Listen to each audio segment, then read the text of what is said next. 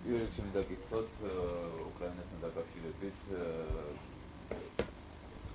რამდენ აისახება უკრაინის გადაწყვეტილება ევროკავშირთან დაახლოებაზე უარის შესახებ საქართველოსა და ვილნიუსის სამიტზე რა პრობლემები შეიძლება შეგვექმნას ჩვენ უკვე ვილნიუსზე. მე პირველ რიგში შევაფასებდი იმ გადაწყვეტილებას, რომელიც იქნა მიღებული უკრაინის მთავრობაში. მიმაჩნია, რომ ეს არის საკმაოდ გულდასაწყვეტი გადაწყვეტილება, მაგრამ უკრაინა არის სუვერენული სახელმწიფო და ის გადაწყვეტილებებს თვითონ იღებს. თუმცა აქვე მინდა ვთქვა ის, რომ მე იმედით უყურებ იმ შესაძლებლობას, რომ აბსოლუტურად ყველა ევროპის კავშირის წარმომადგენელი პოლიტიკოსი და დიპლომატი განაცხადებს იმას, რომ უკრაინისთვის კარი ღიაა. ბატონი ფულე ხა კიევში იმყოფება და რამდენადაც იცი და მე იმედს ვიტოვებ, რომ იმ ძალიან მოკლე ხანში და პერიოდში, რაც არის დარჩენილი, შესაძლებელი გახდება გარკვეული გამოსავლების მოძიება. ჩვენთვის, რა თქმა უნდა, სასიხარულო იქნება, რომ დასრულდეს ის პროცესი უკრაინამ, რომელიც დიდი ხანია დაიწყო და მან მოაწეროს ხელშეკრულებას ხელი და ჩვენ ამას რა თქმა უნდა მივესალმებით, მაგრამ პროცესები რაც უკრაინაში მიმდინარეობს, ეს არის სუვერენული სახელმწიფოს გადაწყვეტილება, მაგრამ კიდევ ერთხელ ევროპის კავშირის მხრიდან ღიაკარის პოლიტიკა და ევროპის კავშირის მხრიდან ესეთი მაღალი დონის ჩართულება მე იმედს მაძლევს, რომ შესაძლოა ჯერ კიდევ რაღაცები შეიცვალოს და ჩვენ ნოემბრის ბოლოს რეალურად მივიღოთ ის შედეგი, რა შედეგითაც იყო თავიდანვე ორიენტირებული. საქართველოს რაც შეეხება, საქართველოს დღის წესრიგზე ეს არავითარ შემთხვევაში არ აისახება. საქართველოს ჩვეულებრივად განაგრძობს საკუთარი ინტეგრაციის პროცესს. ჩვენ მოახდენთ პარაფირებას დოკუმენტისა, რომელიც საკმაოდ მოცულობითია და პირდაპირ მინდა გითხრათ, რომ ეს არის ისტორიული დოკუმენტი. მე ხშირად ხუმრობ ხოლმე ჩემ კოლეგებთან, ჩემს მეგობრებთან, რომ ისინი ძალიან ისტორიულ დოკუმენტს აწევენ და მე მათი მშურს, რომ მათი ხელმოწერა იქნება ამ დოკუმენტზე. ეს არის საქართველოსთვის უსერიოზულესი ეტაპი, მაგრამ ვილნიუსის სამიტი არ არის დასასრული. ვილნიუსის სამიტი პირიქით გახლავთ დასაწყისი, რომელმაც საფუძველი უნდა დაუდოს ძალიან ინტენსიურ მუშაობას და ეს მუშაობა უნდა მოხდეს აბსოლუტურად ყველა დონეზე, საკანონმდებლო აღმასრულებელ ხელისუფლებაშიც და ამ ხელისუფლების ყველა დონეზე, ვინაიდან ამის იმპლემენტაცია და საბოლოო ინტეგრაციისთვის აუცილებელია ძალიან ბევრი რეფორმა, ძალიან ბევრი საკანონმდებლო ცვლილება და ძალიან ბევრი დოკუმენტის მიღება, რომელიც ჩვენთვის აუცილებელი იქნება იმისათვის, რომ დავაკმაყოფილოთ და ხელშეკრულების ხელმოწერის პროცესი დავაჩქაროთ, რაც შეიძლება სწრაფად და ის გეგმა გრაფიკი, რომელიც მე ვიტყოდი, რომ საკმაოდ ამბიციურია და საკმაოდ პოზიტიურად ამბიციური ამ შემთხვევაში გულისხმობ და ჩვენ ზაფხულამდე გვინდა ეს ყველაფერი დავასრულოთ და ხელი მოვაწეროთ. იგივე უკრაინელი ოპოზიციის წარმომადგენლები მათ შორის ევროკავშირის პოლიტიკოსები ამბობენ, რომ უკრაინის ეს გადაწყვეტილება განაპირობა რუსეთის აქტიურმა ზრდობა. რამდენად შესაძლებელია, რომ მსგავსი პროექტები საქართველოსთან მიმართებაში წარმოქმნეს უკვე რუსეთმა და შეუშალოს ამ პროცესს? რა თქმა უნდა, თავისთავად ეს გადაწყვეტილება არ იყო მხოლოდ და მხოლოდ ის, რომ ვიღაცამ ერთ დღეს მოიფიქრა და გადაწყვიტა, რომ აღარ უნდა ამ ხელშეკრულების ხელმოწერა, უბრალოდ რეალური ფაქტია. ვიცე-პრემიერი გამოვიდა უკრაინის და მან პირდაპირ თქვა ის, რომ ბოლო 4 თვის განმავლობაში განხორციელებული ეკონომიკური ზეწოლა რუსეთის მხრიდან იყო ძალიან მნიშვნელოვანი და ძალიან დიდი დანაკარგის მომტანი უკრაინული ეკონომიკისთვის და მან ასევე მიუთითა იმაზე, რომ მან ვერ დაინახეს ის შესაძლებლობა, რაც მისცემდა რეაბილიტაციას უკრაინულ ბაზარს, უკრაინულ ეკონომიკას ევროკავშირში გაერთიანების ევროკავშირთან დაახლოების პერსპექტივით. ეს ლოგიკა არის, რომელიც იქნა წარმოდგენილი მათის მხრიდან, მაგრამ ფაქტად შეგვიძლია ავიღოთ, რომ რუსეთი იყენებს ყველა ძალას. აბსოლუტურად ყველა ევროპელი ლიდერი თანხმდება იმაზე, რომ აბსოლუტურად მიუღებელია ის ზეწოლა, რა ზეწოლასაც რუსეთი ახორციელებს საკუთარ მეზობლებზე და ეს უკვე თვალნათელია. საქართველოში მიმდინარეობს მართულ ხარჯების გავლენა, უკრაინაში მიმდინარეობს პირდაპირ ეკონომიკური ბლოკადა და ეს ყველაფერი დაკავშირებულია ერთ საკითხთან, ეს არის ევროპაში ინტეგრაცია. საქართველოსთან მიმართებაში ესეთი ზეწოლა აუცილებლად იქნება, ეს ამაზე ილუზია ჩვენ არავის არ აგვაქვს, რომ რუსეთი შეეცდება კვლავაც და კვლავაც საკუთარი ინტერესები, ასე ვთქვათ, გაატაროს და ეგრეთ წოდებული ახლო საზღვარგარეთის პრინციპის დოქტრინა, რომელიც მათ საგარეო პოლიტიკაში აქვთ გამიჯნული, შეეცადოს, რომ ეს საქართველოსაც მოახვიოს თავი, მაგრამ მე ვთვლი, რომ ამას საქართველოს შემთხვევაში ასეთი არსებითი მნიშვნელობა არ ექნება. ვინაიდან მტკიცენება არსებობს, მტკიცე გადაწყვეტილება არსებობს პოლიტიკურ სპექტრში, იმასთან დაკავშირებით, რომ საქართველოს უნდა გახდეს ევროკავშირის წევრი. ასე რომ ასეთი რაღაცებს მე არ გამოვრიცხავ, მაგრამ გამოვრიცხავ იმას, რომ წნეხის დამიუხედავად ჩვენ შევძლებთ ჩვენ საქართველოს გადაუხვეს ამ გზას. ამ შემთხვევაში ამ წნეხში მე ამ ეტაპზე ყველა ფორმით გამოვრიცხავ სამხედრო აგრესიას. ეს ერთ-ერთი ფორმა აგრესიის, მაგრამ ამ ეტაპზე გამოვრიცხავ. ასევე არის საუბარი ოპონენტების მხრიდან, რომ ეს ეკონომიკური დაახლოება შესაძლოა შემდგომში ცუდად დაგვიბრუნდეს ჩვენ ბიზნესს და ამან შეიძლება მყისიერი ეფექტი კი მოგვცეს პოზიტიური, მაგრამ როდესაც რუსეთს მოენდომება, ისინი კლავაც ჩაკეტავენ რუსულ ბაზარს. ეს საფრთხე არის, მაგრამ ეს საფრთხე არის და ამ საფრთხეზე ჩვენ პირდაპირ და ღიად ვსაუბრობთ საზოგადოებაშიც, პოლიტიკაშიც, ღიად ვსაუბრობთ ძალიან მაღალი ტრიბუნებიდან, ღიად ვსაუბრობთ ჩვენს ბიზნესთან და მინდა გითხრათ, რომ ჩვენი ბიზნესმენებიც საკმაოდ ადეკვატურად აღიქვამენ ამ ყველაფერს. არ არის ესე ვთქვათ ესეთი რაშ ეფექტი, რასაც ქვია, ანუ რაღაცა გაქცევის ეფექტი, რომ ყველა რუსეთში გარბის და ყველა რუსეთში ყიდის რაღაცა და ყველა რუსეთში იწყებს ბიზნეს კონტაქტებს. ეს რუსეთი არის მორიგი ახალი ბაზარი, რომელიც რა თქმა უნდა მნიშვნელოვანია, მაგრამ არა ის, რომ იყოს, ასე ვთქვათ, განმაპირობებელი ჩვენი ეკონომიკური განვითარებისა. ჩვენ საკუთრადენით იგი კარაცინი აბაშიძის მოლაპარაკებებს და იყო განცხადება გუშინაც გაკეთებული, რომ პოზიტიურად ვითარდება ეს მოლაპარაკებები იგივე ეკონომიკური კუთხით. თუკი საქართველოს პოლიტიკა დადგება ჩვენს ფინანსში და ალბათ ეს მოსწავლეებია რუსეთის მხრიდან, რომ დააყენოს ასეთი პირობა. რა გადაწყვეტილებას მიიღებს რუსეთის ბაზარი, რუსეთთან ეკონომიკური დაახლოება თუ იგივე ევროკავშირთან აფრიკის შესაძლებლობა? საკმაოდ გრძელი კითხვა იყო, რომელსაც მოკლე პასუხი აქვს. ევროკავშირი. ამაზე ალტერნატივა არ არსებობს. ყველას კარგად უნდა გვესმოდეს, რომ ევროპასთან ინტეგრაცია ეს არის კოალიციის მოსაზრება. მე გეტყვით პირდაპირ, რომ ჩვენ კარგად უნდა გვესმოდეს და კარგად უნდა გქონდეს გააზრებული, რომ ევროპის კავშირი არ არის რაღაცა ამორფული ორგანიზაცია, ამორფული კლუბი.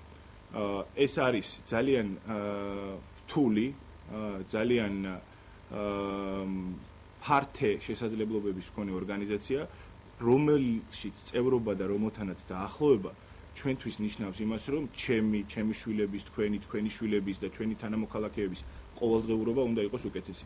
ეს იმას ნიშნავს, რომ საქართველოს ეკონომიკა და საქართველოს ქართული ბიზნესი იქნება გაცილებით უფრო კონკურენტიან გარემოში და ის გაცილებით უფრო დიდ ბაზრებზე შეძლებს საკუთარი პოტენციალის რეალიზებას.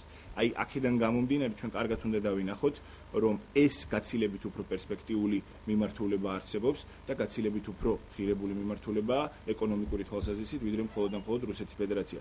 მაგრამ ამავდროულად ჩვენ კარგად უნდა წარმოვიდგინოთ და დავინახოთ, რომ რეალურად ღირებულებითი თვალსაზრისით ევროპის კავშირი არის ის კავშირი, რომელიც აბსოლუტურად ემთხვევა ჩვენს ღირებულებებს და ეს არჩევანი არ არის ირაკლი ჩიქოვანის არჩევანი, ეს არჩევანი არის ქართული ხალხის და თითოეულ ჩვენთაგანს ქუჩაში რო გავაჩეროთ ადამიანი, ის გეტყვით, რომ მათთვის იგივე არჩევანია და იგივე პასუხს გაგცემთ, რაც მე. ამიტომ საზოგადოებაშიც და პოლიტიკაშიც წარმოდგენილები არიან ისეთი ადამიანები, ანუ ხელისუფლებაში წარმოდგენილი არიან ისეთი ადამიანები, რომლებიც იზიადებენ ამ ხედვას და ამ ხედვას ბოლომდე მიიყვანენ. რომ დავაზუსტოთ, თუკი რუსეთი გამოყენებს იგივე წინაპირობას და იგივე შანტაჟის დაუხსეთ, როგორც უკრაინასთან დაკავშირებით მოახდინა, ამ შემთხვევაში შესაძლებელია უბრალოდ დასრულდეს იგივე აბაშიძე კარაცინის მოლაპარაკებები. არა, ესე არ ვილაპარაკოთ, რომ დასრულდება რაღაცა დაიწყება. ეს ძალიან ჰიპოთეტური, ასე ვთქვათ, გიპასუხებთ, ეს ძალიან ჰიპოთეტური სიტუაცია, რომ აი დღეს გავიღვიძეთ და ვიღაცა გვეუბნება, ან ისე ქენით, ან ასე გააკეთეთ, თუ არა და დამთავრდა ყველაფერი. კარასინი უკრაინაში აბსოლუტურად სხვა პროცესის მიმდინარეობდა. კარასინი აბაშიძის შეხვედრებზე აბაშიძე არასოდეს არ მიდის დამალული დღის წესრიგით. და არასოდეს არ მიდის იმ დღის წესრიგით, რომელშიც არ არის ასახული საქართველოს ყოველდღიურობა თუ საქართველოს რას აკეთებს ევროპასთან ასოცირებისა და ევროპასთან დაახლოების კუთხით. ეს ცნობილია, ნათელია. მე უფრო მეცაც გეტყვით. ის მაგალითები, რაც მაგალითებიც არსებობს ჩვენ თავზე რაც არსებობს, ხო, რეალურად ჩვენს ქვეყანაზე რაც არსებობს. და ასევე ის მაგალითები, რაც უკრაინას გადახდა, ეს გვაძლევს ჩვენ იმის საფუძველს, რომ სწორად ზუსტად ამისთვის ვიმდომოთ, რომ აი ამდენად დამოკიდებული არ ვიყოთ რუსეთის ბაზარზე, ამდენად ჩამოკიდებულები არ ვიყოთ რუსეთზე ეკონომიკის თვალსაზრისით და შესაბამისად ეს არჩევანის გაცილებით გაადვილდება.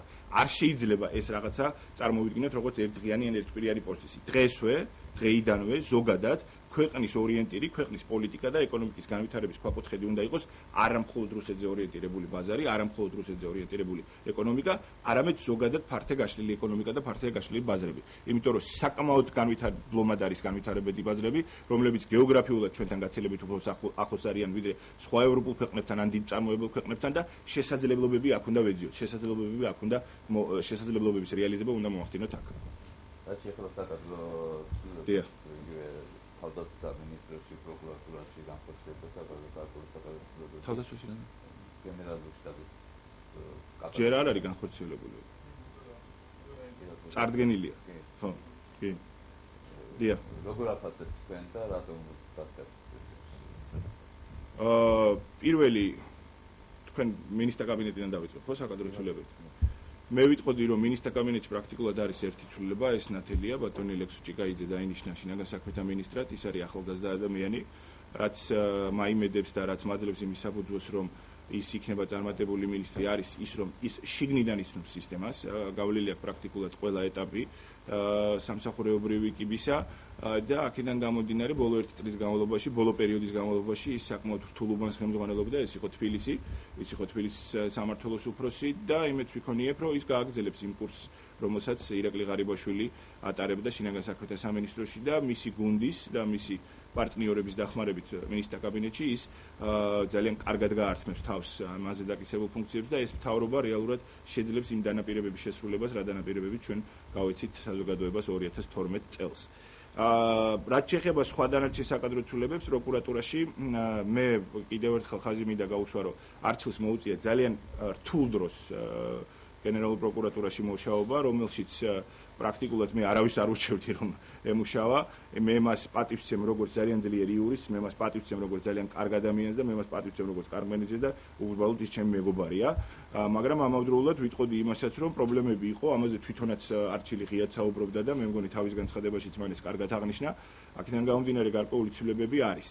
ახალ გენერალურ პროკურორს მე პირადად არ ვიცნობ, მაგრამ ის წარმოდგენები, რაც ირაკლიმ გაგვიზიარა ღარიბაშვილმა, გვაძლევს იმის საფუძველს, რომ ეს ადამიანი არის ძალიან დიდი საგამოძიებო გამოცდილების მატარებელი ადამიანი, მას აქვს ძალიან დიდი ოპერატიული გამოცდილება, აქედან გამომდინარე, მას უნდა მივცეთ საშუალება, რომ საკუთარ გუნდთან ერთად, როგორც მინიმუმ უმაღლესი შერენგის, უმაღლესი თადარიგის კოლეგებთან ერთად თავისი გუნდი მიიყვანოს და ამ გუნდთან ერთად შედეგები გვანახოს. შედეგები არის ერთი და მარტივი. ეს არის კანონის უზენაესობა და ეს არის პროკურატურის დამოკიდებულება თითოეული მოქალაქის მიმართ, უნდა იყოს განურჩეველი, განუწყობელი მისი რანგისა, პოლიტიკური კუთვნილებისა თუ ასაკისა, თუ სქესისა და ასე შემდეგ. ეს ერთი. თავდაცვის სამინისტროში გენერალურ შტაბსაც რაც შეეხება ყოფილი გენერალური შტაბის უფროსის მიმართ მე პირადად ვარ რა თავდაცვის და უშიშროების კომიტეტის წევრი, მქონდა ურთიერთობა და შემიძლია ვთქვა, რომ ის ძალიან კარგ დაბეჭდილებას ტოვებს, ის არის ძალიან კარგი სამხედრო, რომელიც წლებიან მსახურობს საქართველოს შეიარაღებულ ძალებში, რამდენადაც ჩემთვის ცნობილია, ის არ წყდება შეიარაღებულ ძალებს და საკმაოდ საპასუხისმგებლო მისია დაეკისრება მას უახლოეს პერიოდში, ის იქნება საქართველოს სამხედრო წარმომადგენელი ნატოში, რაც შეეხება გენერალ კაპანაძეს, მე მგონი, რომ გენერალ კაპანაძე არის ერთ-ერთი ის უძლიერესი სამხედრო, რომელსაც აბსოლუტურად ყველა სამხედრო მოქმედების პერიოდში და ომების პერიოდში საქართველოში მას აქვს მიღებული მონაწილეობა, მას აქვს უმაღლესი განათლება, რაც კი შეიძლება სამხედრო ჩინოსარმა მიიღოს და ის არის უაღრესად გამოცდილი ადამიანი, რომელსაც მე დიდ პატივს ვცემ.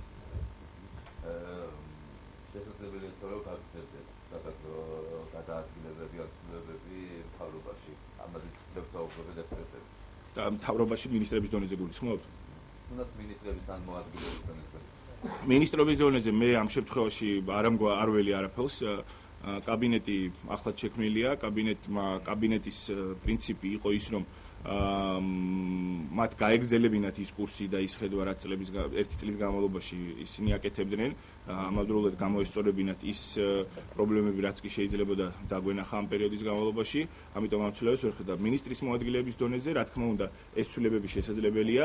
თითოეულ მინისტრს აქვს, ჰქონდა საკმარისი დრო იმისათვის, რომ შეეფასებინა საკუთარი თანაგუნდელები, მოეხდინა ანალიზი თუ ვინ როგორ და რანაირად ასრულებდა მათზე დაკისრებულ მოვალეობას, შეიძლება რაღაც გარკვეული გადადგილებები იყოს, მე ამას არ გამორიცხავ, მაგრამ თუმცა ეს არ იქნება დაკავშირებული არანაირად პოლიტიკურ სიტუაციასთან, არანაირად პოლიტიკურ ვითარებასთან, ეს უფრო დაკავშირებული იქნება მენეჯერული თვალსაზრისით და მართვის თვალსაზრისით სისტემის გაუმჯობესებასთან. ეს შეიძლება ბიზნეს ევანესის რომელიც მათთვის დატოვა პოლიტიკა, ფედერაციის სამოქალაქო სექტორში, რა გავლენას მოახდენს ის ზოგადად თავრობაზე და უშუალოდ თქვენს ფუნქციაზე. რა ფორმით? მე ხშირად მithქვამს და კიდევაც გავიმეორებ, რომ მე ვთვლი, რომ თუ ვინმეს აქვს წარმოდგენა, რომ ბიძინა ივანიშვილს არ ექნება გავლენა ქართულ პოლიტიკაზე და ქართულ საზოგადოებაზე, ეს არის აბსურდი. ამას გავიმეორებ, მაგრამ ეს გამოაქვთ ხოლმე სათაურად. მაგრამ მე რას გულისხმობ ამაში? ის არ იქნება ადამიანი, რომელიც ქვეყანას მართავდეს იქნება კულუარებიდან. ეს არ არის. ამ კაცს არ სჭირდება ეს. არანაირად არ სჭირდებოდა ბიძინა ივანიშვილს წასვლა კულუარებში, როდესაც აბსოლუტურად სრული ხელისუფლება მის ხელთ იყო და მას შეეძლო ეს ქვეყანა ემართა ისე, როგორც ის ხედავდა საჭიროდ. მან სწორად ჩათვალა, რომ მისი როლი და ფუნქცია და ადგილი გაცილებით უფრო ეფექტიანად გამოვლინდებოდა არასამთავრობო სექტორში და საზოგადოებრივ სექტორში.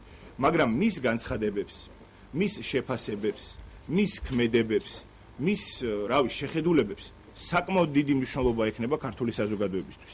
ამ საზოგადოებაში მე ვგულისხმობ როგორც პოლიტიკოსებს, ასევე სამოქალაქო საზოგადოების და სექტორის წარმომადგენლებს და ასევე ჟურნალისტებსაც. ასე რომ მისი შეფასებები და მისი გავლენა საკმაოდ მნიშვნელოვანი იქნება. ეს აგრეგირებული არის ბევრი რაღაცით.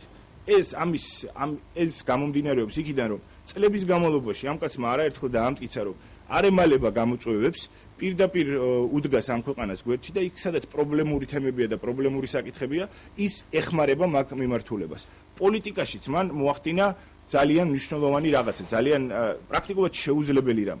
მან გააერთიანა ის პოლიტიკური ძალები, რომლებიც რეალურად წარმოადგენენ ქართული საზოგადოების აბსოლუტურ უმრავლესობას, ერთად დაგვსვა და ჩაგვიდგა სათავეში და ნაციონალური მოძრაობა დაამარცხა. აი ეს ჩვენთვის საკმაოდ ძნელად წარმოსადგენი იყო, იმიტომ რომ იმ ხელაებ სისტემა მუშაობდა პოლიტიკური ძალების წინააღმდეგ და ამის მოწვევები თითოეული თქვენთანაც არსებობს. აქედან გამომდინარე, ამ ყველაფრის ერთმანეთზე დამატებით და კიდევ პლუს ამას ის მოღვაწეობა, რა მოღვაწეობასაც ის გასწევს საზოგადოებრივ სექტორში, ამ კაცს ქმნის ფიგურას, რომელიც ზეგავლენას იქონიებს არა მხოლოდ ქართულ პოლიტიკაზე, ქართულ ეკონომიკაზეც. ის კაცი პირდაპირ აპირებს და პირდაპირ ამბობს, რომ თანამონაწილე იქნება თანამინისტრების ფონდში. აქედან გამომდინარე, ბიძინა ივანიშვილი არავითარ შემთხვევაში მე არ წარმომიდგენია როგორც კულუარებს მიღმა დამალული რეალური დირიჟორი, მოდი ესე ვთქვათ, ესე დავარქვათ, საქართველოს მთავრობისა, მაგრამ წარმომიდგენია ისეთ ადამიანად, ისეთ საზოგადო მოღვაწედ, რომელსაც ექნება ძალიან კონკრეტული მოსაზრებები, ძალიან კონკრეტული შეკითხვები, ძალიან კონკრეტული კრიტიკა, ხშირ შემთხვევაში ან პოზიტივი. აქედან გამომდინარე, ამ ყველაფერს რეალურად ექნება ქართულ პოლიტიკაზე გავლენა. დიახ. ისევ კარასინთან დაკავშირებით მან გააკეთა განცხადება, რომ მანიაკალური პრობა, რომელსაც ეწევდა საქართველოს წინა ხელისუფლება, წარსულს ჩაბარდა. ეს ამბებით მე მგონი ცოტა სხვანაირად იყო ის განცხადება, მანიაკალური მტრობის რიტორიკა იყო. არა, ცოტა სხვანაირად იყო ეს განცხადება, რამდენადაც მე მახსოვს. კი, ჩვენ რიტორიკა, ასე ვთქვათ, სხვა გვაქვს, მაგრამ სხვა გვაქვს არა ხარისხობრივად, არა თვისობრივად, არამედ ფორმით. საქართველო დღეს არის ოკუპირებული. საქართველოს ოკუპანტი ქვეყანა არის რუსეთის ფედერაცია. ეს არის ფაქტი და აი ამ გადმოსახედიდან ვესაუბრებით ჩვენ რუსეთს. აი ამაზე ვსაუბრობთ. ზუსტად ის რომ ეს გარემოებები არის ძალიან პრობლემური და ძალიან ძნელად მოსაგვარებელი, რომელზეც მუშაობს ჟენევის ფორმატი, მაგრამ ამავდროულად ხვდებოდით მნიშვნელობას იმისა და აუცილებლობას, რომ ჩვენ გვესაუბრა სხვა თემებზე, რომელიც რეალურად არსებობს. რამდენი თქვენი ნაცნობია დღეს რუსეთის ფედერაციაში, ხო? ძალიან ბევრი ქართველი, ჩვენი თანამოქალაქე. ამ ადამიანებს გარკვეული ყურადღება სჭირდებათ, ამ ადამიანებთან გარკვეული კონტაქტია საჭირო. ასევე ხვდებით, რომ შესაძლებლობები რუსული ბაზრისა, მოდი ასე ვთქვათ, რუსული ბაზრის გახსნილობა ზრდის ჩვენი კომპანიების შესაძლებლობებს. რა თქმა უნდა, მარტო რუსეთზე არა ორიენტირებული. აქედან გამომდინარე ეს ორი გაყოფილი თემაა, მაგრამ ფაქტი ერთია. საქართველო არის ოკუპირებული, რუსეთი არის ოკუპანტი და ჩვენ საბოლოო ჯამში გვინდა მივახციოთ ჩვენი ქვეყნის დეოკუპაციას. დიდი მადლობა.